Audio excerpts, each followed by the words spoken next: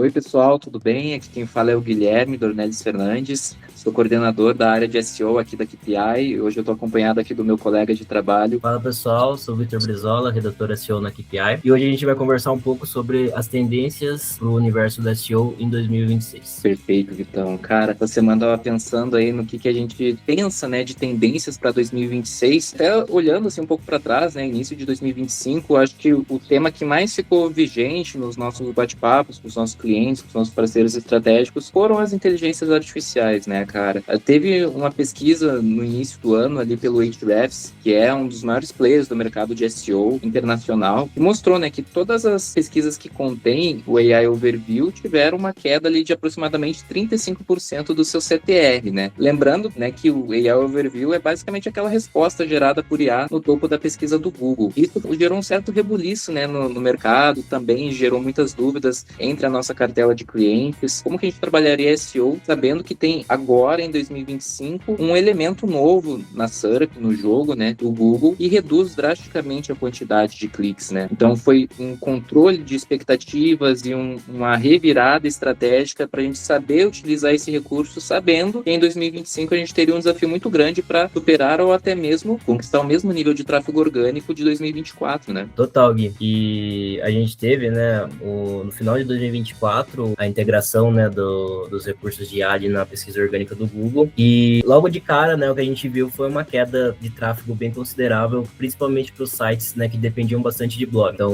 a IA entrou muito nessa questão de suprir a demanda informacional do usuário, que antes ele precisava fazer uma pesquisa e entrar dentro de um site para ter a dúvida dele respondida, e ele passou a ter essas respostas diretamente na SERP, o que configurou completamente a forma que a gente estudava jornada de busca e também, no caso, né, para alguns segmentos que dependiam bastante do tráfego do blog como um canal para geração de leads, da própria jornada desses usuários também. Perfeito. E o clima que surgiu muito assim do ano, de forma geral, né? Acho que tanto para profissionais de SEO, profissionais de marketing digital, mas também como donos de website, né, empresas, gera um sentimento de frustração, né? Porque você tem um recurso que não depende de você, né? Um elemento externo que está diminuindo o tráfego do seu site, que nem você falou, principalmente para sites que dependem muito do blog para gerar tráfego, e a gente teve, né, que reintegrar esse elemento novo na nossa estratégia. E é curioso, porque hoje em dia a gente não tem apenas uma queda de tráfego ou a presença desse AI Overview simplesmente nas pesquisas informacionais. São aquelas mais topo de funil, né? Como fazer tal coisa, o que é tal coisa, né? Pesquisas topo de funil são aquelas que o usuário não está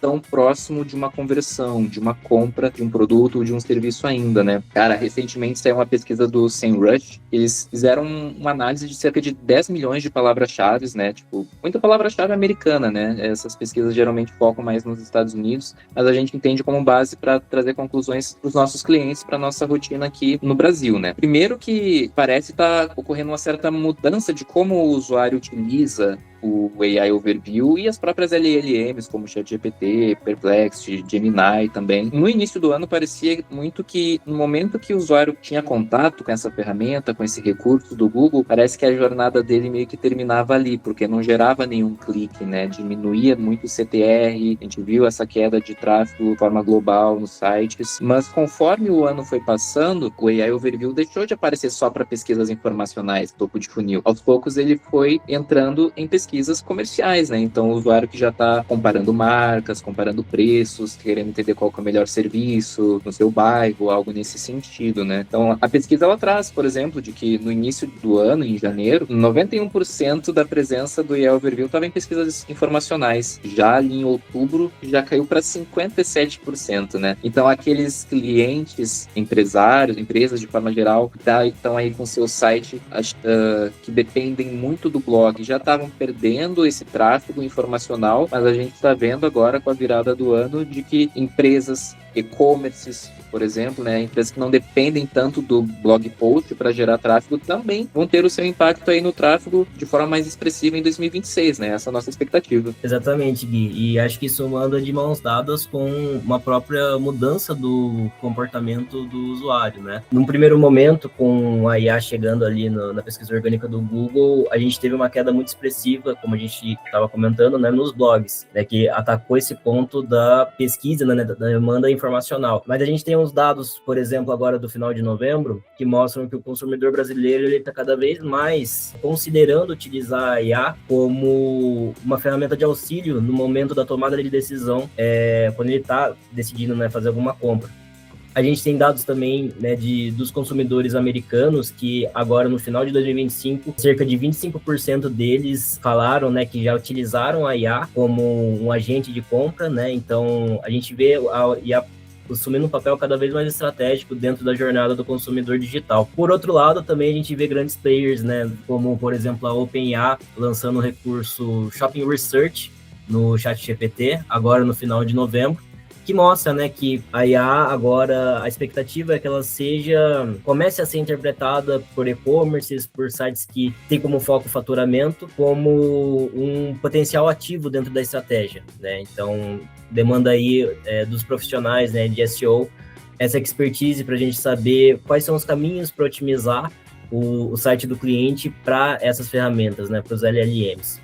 Perfeito. E se você que está nos assistindo tem um site, tem a sua empresa e ainda não integrou inteligência artificial, essas ferramentas na tua estratégia digital, se aprofunda, mergulha aqui nos conteúdos da KPI que a gente vem falando bastante sobre isso. Eu acho que vai ser uma matéria super necessária para a evolução digital do mercado, de forma global, aí daqui em diante, né? E antes a gente dependia muito do Google, né? O Google tinha uma dominância do mercado de pesquisa global acima dos 90% desde 2015. Já em 2024, esse share já veio caindo.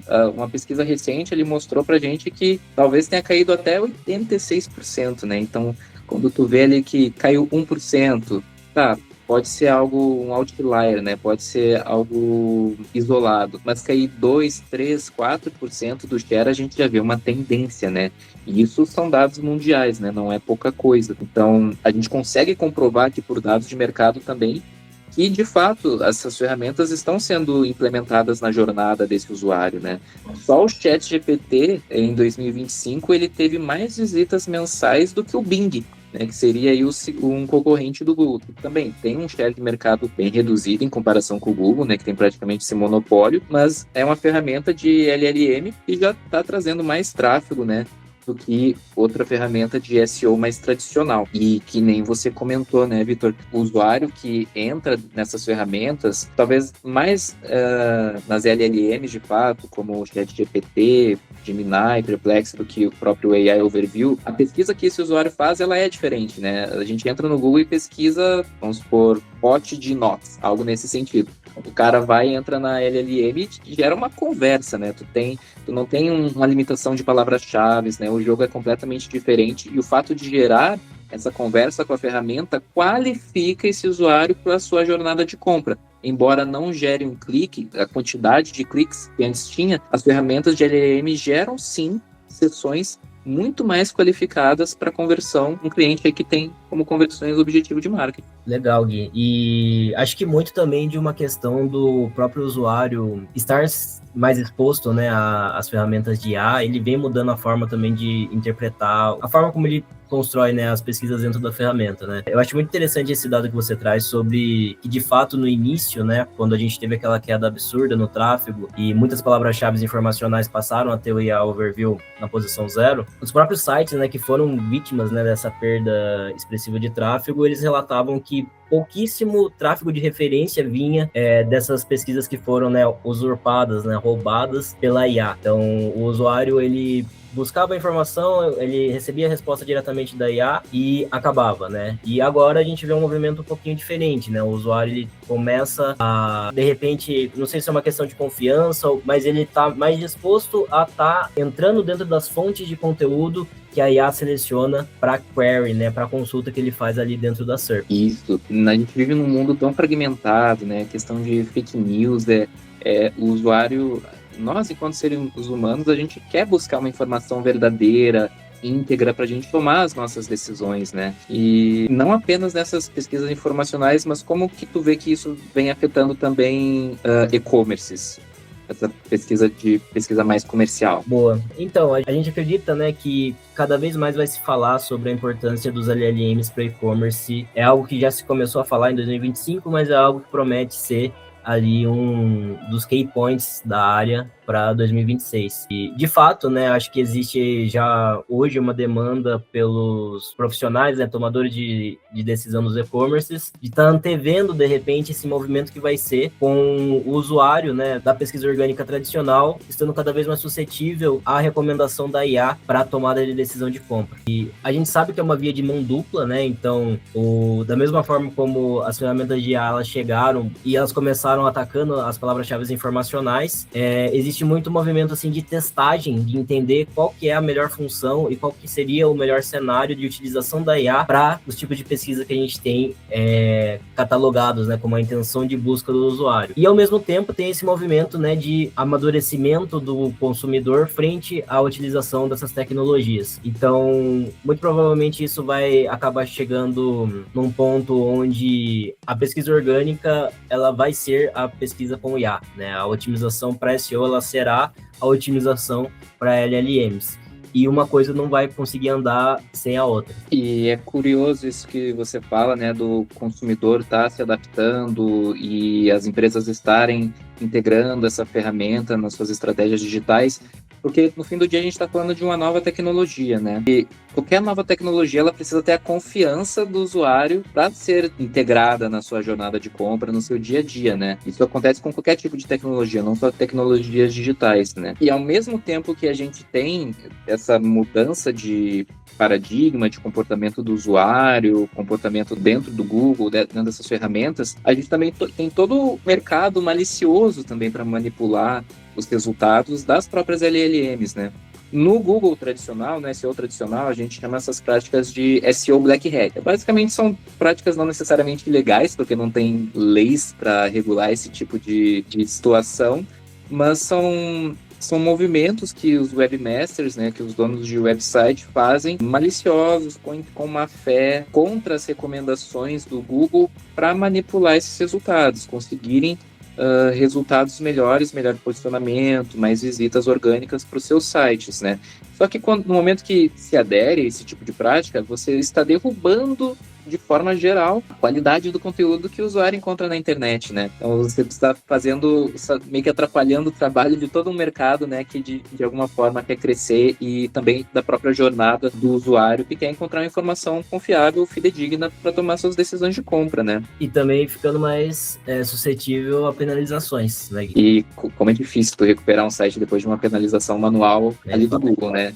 É quase como uma sentença carcerária ali pro teu site, né? Então, embora não chega a ser um crime, né, pessoal? Mas é uma situação assim que esse crime, entre aspas, não compensa, porque embora você possa ter ganhos muito rápidos, a gente tem muitas pesquisas e muitos relatos no Google, na internet, de empresas, muitas vezes isso acontece assim com empresas que estão justamente testando, né, o limiar ali das boas práticas do SEO Black Hat, ou mesmo a produção em massa de conteúdos por IA, ganham um tráfego, em 2025 ganharam um tráfego muito grande, conseguiram se posicionar de forma muito rápida com essas práticas maliciosas, mas no momento que o Google descobre, é uma queda d'água, assim, né?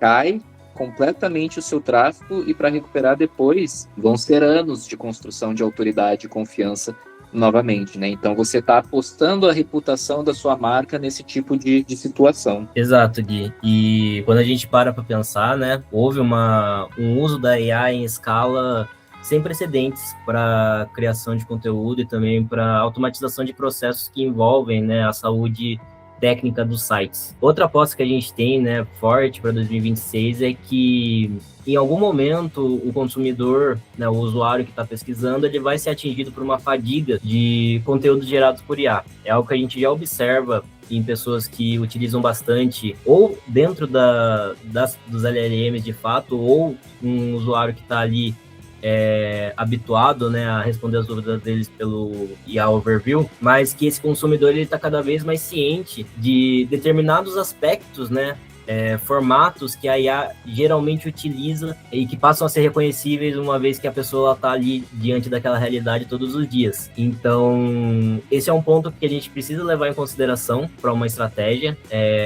Existe uma tendência, principalmente da geração Z, de cada vez mais estar buscando conteúdos que de fato sejam humanos, e não que se pareçam com humanos, mas que de fato eles tragam um tipo de identificação com o usuário que hoje a gente não consegue gerar em escala, né, com a IA.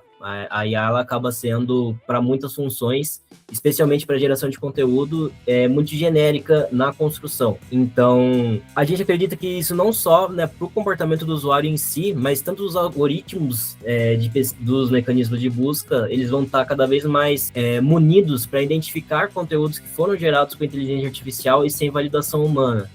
Então, basicamente, o que isso significa para um dono de negócio? Você está num setor como o setor da saúde, por exemplo, vai publicar algum artigo, é muito importante que o seu artigo ele seja respaldado por uma pessoa, uma autoridade médica ou alguém da área da saúde, e eventualmente se essa pessoa conseguir trazer relatos reais de casos que ela vivenciou, isso são todos recursos que a gente consegue trazer para um artigo e garantir que ele foi de fato gerado por humano, porque a questão da experiência, né, ela dificilmente vai ser replicada pela IA, como nesse caso específico, né, nesse exemplo de uma situação de consultório, que dificilmente a IA ela consegue replicar muito bem o conteúdo que é técnico, mas esse conteúdo que é o humano, que é, enfim, de fato, consegue trazer essa identificação que provavelmente é algo que as pessoas vão começar a sentir muita falta dentro da utilização da pesquisa orgânica, vai ser de fato um ativo para a diferenciação do seu site frente a esse mar de conteúdos que está sendo gerado por IA. Essa questão, Vitor, do usuário já está gerando um cansaço, essa fadiga, né? A gente já tem até termos, de certa forma, entre aspas, pejorativos em relação ao uso de má qualidade da inteligência artificial mesmo, né? Um uso barato, podemos dizer assim, sem muito planejamento, sem o toque humano, né? Tem os termos AI slop, né, que é uma tradução aí livre, seria tipo uma besteira de IA, né, tipo algo feito sem muito cuidado, sem muito capricho. E também tem teorias que nem a teoria da internet morta também, que diz ali que em alguns anos, hoje a gente já vive isso um pouco, né, muitas das respostas que a gente vê em redes sociais, em plataformas mais sociais, assim, são geradas por bots, né, então acredito que principalmente essas gerações mais ligadas, né, nativos digitais, né, tá muito ansiosa por conexão humana, né, conexão verdadeira, verídica, num mundo tão fragmentado, né, tão difícil encontrar. A gente tem uma grande sociedade, mas sem um sentido de comunidade, né. E quando a gente tem uma tecnologia, que nem a inteligência artificial, que pode estar levando isso para um lado bom ou negativo, os próprios proprietários dessas ferramentas, né, as próprias empresas que fazem isso, precisam ter muito cuidado com esse tipo de aceitação do usuário, porque a gente tem apostas dos dois lados, né, de gente que acredita que a IA vai estar dominando aqui o mercado e gente que diz que vai flopar daqui a um tempo porque não vão conseguir fazer esse controle de qualidade, né. Então, tem até um termo que mais tecnológico, assim, para como as IAs constroem e alimentam seu repertório de informações, que é o Model Collapse, né? Que é basicamente o colapso dos modelos de IA, quando as IAs elas começam a aprender umas com as outras, em vez de aprenderem com as interações humanas, né? Com o input do ser humano ali. Porque no momento que, por exemplo, você começa a ter práticas de SEO Black Hat dentro das LLMs, para inserir informações falsas dentro de um conteúdo 99% legítimo, a IA não vai ter capacidade de discernir aquela frase específica porque ela está inserida num contexto legítimo. A própria edição de dados estruturados dentro de um site legítimo para passar uma informação nociva, mentirosa, maliciosa de alguma forma, se uma IA está aprendendo com a outra, essas coisas vão se multiplicar, né? E aí o mercado percebe isso vai acabar interpretando isso como uma falta de confiança, né? Então a gente tem esses dois lados da moeda, né? Será que para 2026 a gente vai ter uma aderência maior dessas ferramentas, ao mesmo tempo que a gente tem uma confiança menor delas por parte do usuário? É o que nos resta ver. Veremos, Gui. E só para finalizar nesse ponto, acho que, né, o modelo de IA na pesquisa orgânica, ele depende sumariamente que exista, né, publicação de conteúdo por publicadores, por sites, que esse conteúdo esteja disponível online, para que ela, quando o usuário faça o input da pesquisa, consiga fazer a coleta dessas informações, estruturar e trazer a resposta. A partir do momento onde a gente vai ter ela utilizando de outras IAs para a geração da resposta que o usuário trouxe, daí a gente só pode ficar supondo, de fato, o que vai ser, né, dentro da máquina, né, de pesquisa com inteligência artificial, qual que vai ser as consequências disso. mas de fato seria a quebra de uma cadeia que foi estruturada para essa entrada, né, recente da pesquisa da IA dentro dos mecanismos de busca. E pode sair qualquer coisa disso. Exatamente. Acho que, para resumir aqui, né, o nosso papo, a gente, sem dúvida, aposta que a inteligência artificial ela vai estar cada vez mais presente, cada vez vai estar penetrando mais em pesquisas fundo de funil, pesquisas comerciais. E-commerces vão ter que estar se adaptando a essa estratégia se já não estão, né? Então, a gente vê, novamente, esse movimento, embora tenhamos menos cliques sendo gerados por essas ferramentas, a gente tem visitas mais qualificadas para conversão, mas em contraponto, né, a gente tem toda essa questão de parâmetros de qualidade para esse tipo de resposta, e aí não depende necessariamente só de um trabalho de SEO, né, mas de todos os players que estão envolvidos no desenvolvimento dessa tecnologia ao redor do mundo. É isso, pessoal. Boa. Pessoal, se você gostou do nosso papo, acesse o blog da KPI. Muito do que a gente discutiu aqui está lá disponível mais aprofundado em vários artigos, e a gente está se preparando aí para um 2026 cheio de revoluções e formas disruptivas de continuar fazendo marketing digital. O seu site está preparado para isso? E, pessoal, se você tem um site, se você é dono de empresa, está precisando renovar a sua estratégia digital, entre em contato com a KPI, que a gente está de braços abertos aqui para ajudar a estruturar a sua estratégia digital orgânica para 2026. Vem com a gente, que a gente vai te ajudar nesse sentido. Valeu, pessoal!